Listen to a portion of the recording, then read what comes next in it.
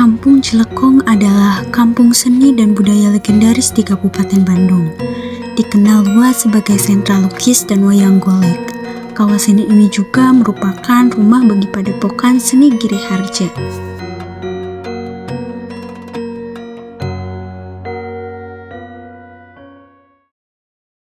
Di tengah kuatnya tradisi seni yang diwariskan turun-menurun, wayang golek tetap hidup melalui para dalang penerus Giriharja. Salah satunya adalah Adi Konti Kosasih Sunaria, yang turut berperan dalam melestarikan budaya wayang golek Sunda.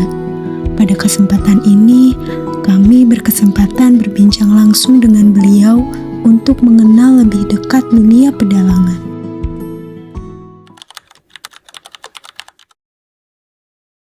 Saya dari tahun 96 dari dalang cilik sampai sekarang dalang jumbo. Berarti dari kecil banget ya Pak? 9 tahun. Belajarnya sih dari 3 tahun setengah. Jadi saya kan di sini dinasti pedalangan, kakek saya, uyut saya, paman saya, semuanya dalang. Jadi dari umur 3 tahun setengah udah dibawa manggung gitu sama kakek. Nah umur 9 baru terjun ke dunia pedalangan. Tahun 96. Berarti udah berapa tahun saya dalang dari 96 sampai 30 tahun. Astagfirullah. Kalau misalnya turunan itu kalau anak putra Giriharja. Kalau murid pujaran. Pujaran itu singkatan dari putra ajaran. Oh, pujaran. Satu malam itu satu lakon biasanya. Oh iya, yang sering dibawain biasanya? Yang sering dibawain itu sebetulnya gimana dalangnya dan gimana permintaan. Permintaan juga ya. Jadi apa disebut itu kita harus tahu dulu wayang jenisnya itu apa. Yang jelas kita adalah wayang purwa. Jadi ada 2 jenis purwa. Jadi ada wayang kulit purwa. Oh iya. 3 jenis malah. Ada wayang kulit purwa, ada wayang golek purwa. Golek itu terbuat dari kayu. Oh iya. Kalau kulit bahannya Kulit. ada wayang orang purwa atau wayang uwong. Oh. Yang orang pakai kostum Langsung wayang. Pasti berbeda. Jadi ada kebutuhan khusus. Jenis-jenis wayang itu kan karakternya beda-beda. Walaupun dalam satu set itu ada 200 tokoh misalnya. Itu berbeda-beda. Ada jenis wayang ponggawa, Oh iya. gagahan. Iya. Ada ponggawa raksasa. Ponggawa juga terbagi lagi. Jadi ponggawa raksasa. Gede emang. Ya. Ada ponggawa badag, ada ponggawa gede. Kalau badag itu seukuran orang masih normal. Kalau yang gede itu raksasa. Oh, kayak Rahwana gitu. Rahwana itu masuknya ke gede. Oh iya. Tapi yang ke badag. Kalau yang gede itu arimba misalnya, yang super gede banget gitu. Terus ada kesatria atau satria. Satria itu terbagi 2 lagi. Ada satria lunggu, ada satria lunggu itu apa ya? Pendiam, kalem gitu ya. Biasanya cat mukanya putih. Oh itu juga cat muka juga ternyata sengaja gitu. Sengaja. Oh. Terus ada lagi satria ladak yang agak energi. Kayak Bima gitu atau Bukan, Bima maksudnya penggawa gagah, Oh, iya. penggawa badak. Kayak Kresna, Arjuna gitu. Iya. Dan biasanya yang ladak itu dongak gitu. Oh, ini. Mendongak. Iya. Kalau yang apa? Yang lunggu, Iya. nunduk, terus mukanya putih. Suaranya juga beda. Pakai musik, pakai nada kalau yang lunggu gitu. Terus kalau yang ladak itu biasanya lebih cerewet, lebih energik, ngomongnya cepat, lebih bertenaga. Pandangan Itu mah sistem. Sistemnya pasti apapun zamannya, siapapun yang menjamaninya. Menjamaninya apa sih? Sistemnya sama, pasti begitu. Yang berubah itu hanya penampilan, gitu ya. Sistemnya sama. Mau generasi Genji, Alpha, Beta, Charlie, mau baby boomers, mau generasi yang hilang, pasti sama tentang itu gitu. Tentang kebaikan dan keburukan. Cuman mungkin sajiannya beda. Ya. Bumbunya yang beda, bahannya sama daging misalnya. Tapi bumbunya mau dirica-rica nih, sekarang usumnya rica-rica misalnya. Atau yang lebih simpel digeprek nih anak muda sekarang mah. Biar simpel kan, sekarang mah musim yang simpel-simpel gitu ya. Atau di crispy nih, atau niru ricis nih. Tapi tetap kan daging, dari dulu daging ayam gitu. Berubahnya. Itu berarti esensinya sama. Cuman yang beda mah apa ya? Cara mengemas. Cara mengemasnya mungkin lebih modern. Bisa saja mengalami kemajuan, bisa saja mengalami kemunduran. Dalang itu fungsinya itu menyebarkan agama Islam di Nusantara itu. Kalau nggak ada wayang, ini Pulau Jawa atau Indonesia belum tentu Islam. Iya. Karena dulu kita masukin Islam ke sini bukan pakai pedang, bukan pakai perang, bukan dengan kekerasan, tapi pakai jalur seni budaya.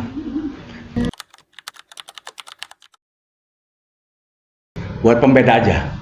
Jadi kalau ini sebetulnya itu tokohnya bukan misalnya kayak Dursasana. Kenapa pakai taring? Tokoh Kurawa dia jahat, paling jahat. Digambarkannya bertaring, mukanya merah. Bisa diajarkan dengan Rahwana yang benar-benar raksasa. Tapi Dursasana bukan terah raksasa. Kenapa dibuat seperti itu? Untuk menggambarkan bahwa dia itu jahat gitu lah. Tapi kompleks loh dalam pewayangan itu. Ada juga yang nyeremin, bertaring, tapi hatinya baik.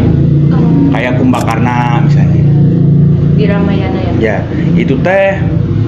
Jadi jangan menilai buku dari sampulnya. Gitu. Iya. Ada. Siapa? Namanya Rama Bergawa. Rama Bergawa.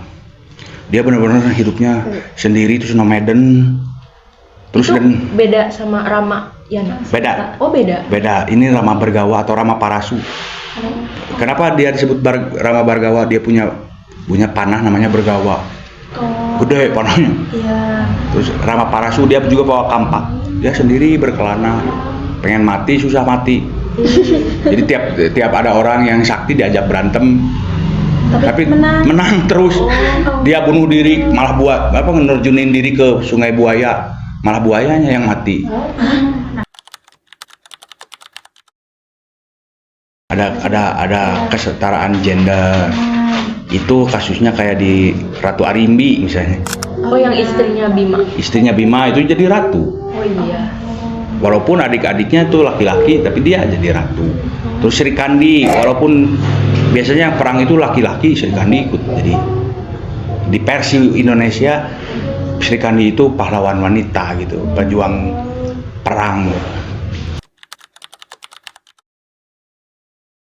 Ada saatnya tokoh yang protagonis jadi abu-abu. Contohnya misalkan? Yudhistira. Oh, yang pas judi. Diajak judi.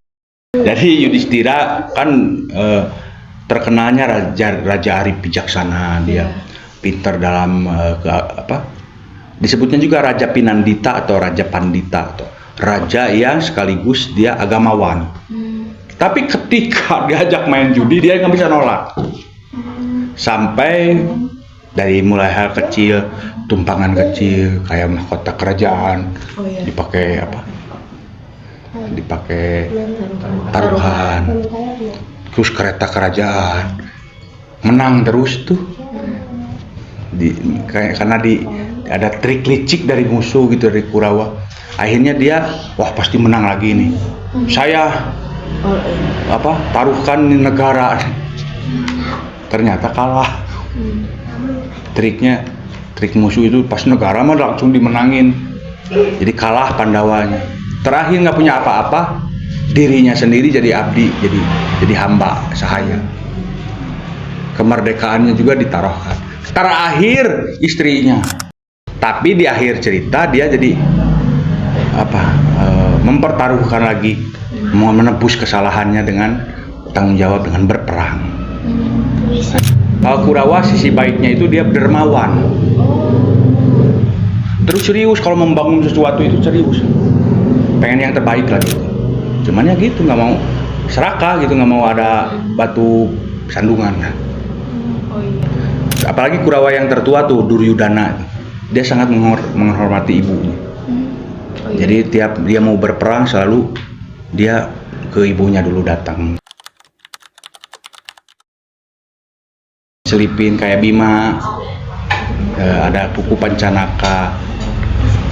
Terus kalau di adegan, kebanyakan di adegan wayang kayak Punakawan, Cepot Dawala Garing Semar, karena lebih bebas dia pakai ayat dan dalil hadis. Kalau wayang-wayang yang baku itu mereka terbatas, nggak bisa ngomong seenaknya, nggak sekomunikatif para Punakawan. Terus adegan pandita misalnya atau agamawan, itu boleh. Tidak sembarangan ya karakternya. Nggak sembarangan. Karakter wayang itu nggak semuanya bisa berdakwah. Tapi dalang mah wayang berantem juga itu dakwah sebetulnya. Secara tidak langsung. Pasti yang kalah dipegang pakai tangan kiri. Terus yang menang tangan kanan. Jadi Sampai segitunya ya. Ya, jadi tangan kiri itu kan dianggap bukan kurang baik ya. Dengan hal-hal yang Hal-hal pembersih kotoran, apalagi ya pembersih kotoran gitu. Layaknya di tangan kiri gitu. Bahkan 3 hari sebelum itu puasa dulu dalangnya. Tapi semua krunya Pak atau Dalangnya doang. Dalangnya. Selamatan gedung nih banyak yang bundir misalnya. Jadi angker, itu pernah kejadian di Jakarta, namanya gedung Geraha Energi. Tiap bulan pasti ada yang bundir. Jadi angker. Jadi takut semua orang tuh jadi pengen diruat katanya. Itu kakek saya yang ngeruat. Nah, dari 3 bulan sebelumnya tuh udah dipesan gitu, jadi nggak bisa dadakan. Karena kita cari itu juga kayak sajen gitu.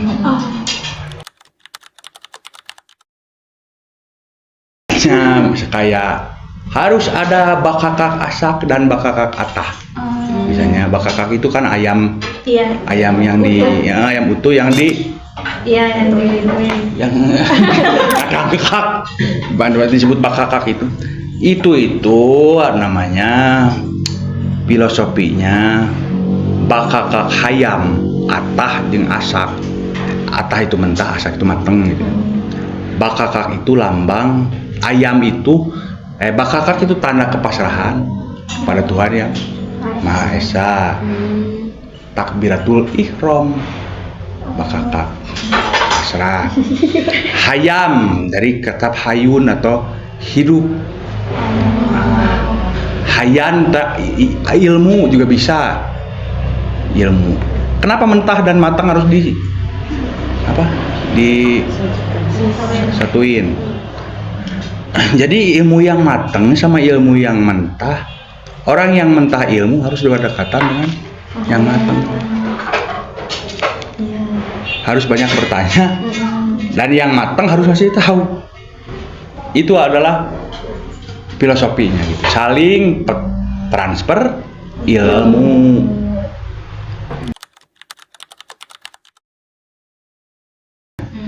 Ya caranya kita mengikuti perkembangan zaman, mau tidak mau. Misalnya di medsos kita bikin akun, dalam medsos apapun diselingi dengan video short, video long. Terus misalnya di permainan kita sewa nih tim yang bisa bikin permainan selipin nih wayang supaya ada di game misalnya. Ya minimalnya tahu, anak-anak tahu Gatot Kaca, tahu Anoma, tahu Cepot. Harapan saya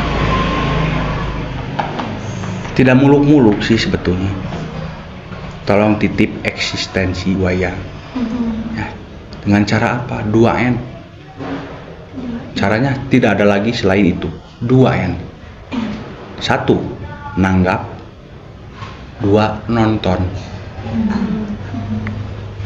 Karena kita sebagai praktisi seni wayang golek, kalau tidak ditanggap, tidak ada yang nanggap, kita hanya butiran debu. Setelah ditangkap tidak ada yang nonton, kita adalah sampah. Berarti selain kita beregenerasi sebagai praktisi, dimohon penontonnya juga beregenerasi. Tolong nanti kalian sudah punya anak, perkenalkan ini kesenian kita wayang golek dan tanggap.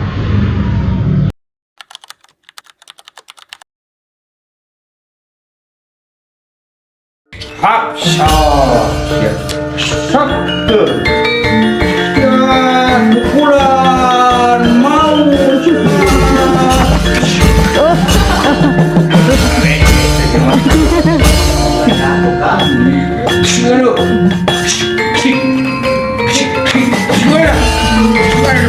ampun mak, ampun, ampun. Dari percakapan dengan Pak Adi Konte, kami menemukan 3 lapisan moralitas yang hidup dalam wayang golek. Pertama, ada tokoh-tokoh yang mengajarkan keberanian individual, seperti Rama Bargaut, bahwa nurani pribadi adalah panduan tertinggi. Kedua, ada karakter yang mengorbankan diri demi keluarga dan komunitasnya, seperti Cepot, Gareng, dan Dawala sebagai bentuk pengabdian. Dan ketiga, ada dimensi spiritual bahwa kebaikan sejati bersumber dari hati yang bersih di hadapan Yang Kuasa. Ketiganya hadir bersama dalam satu pertunjukan. Wayang golek menjadi sarana untuk menampilkan moral dan juga sebagai penyampaian nilai-nilai spiritualitas yang masih relevan hingga saat ini.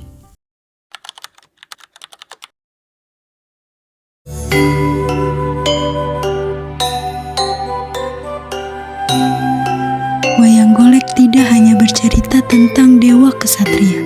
Ia bercerita tentang kita, tentang pilihan yang kita buat setiap hari, tentang tanggung jawab kita pada sesama, dan tentang hubungan kita dengan sesuatu yang lebih besar dari diri sendiri.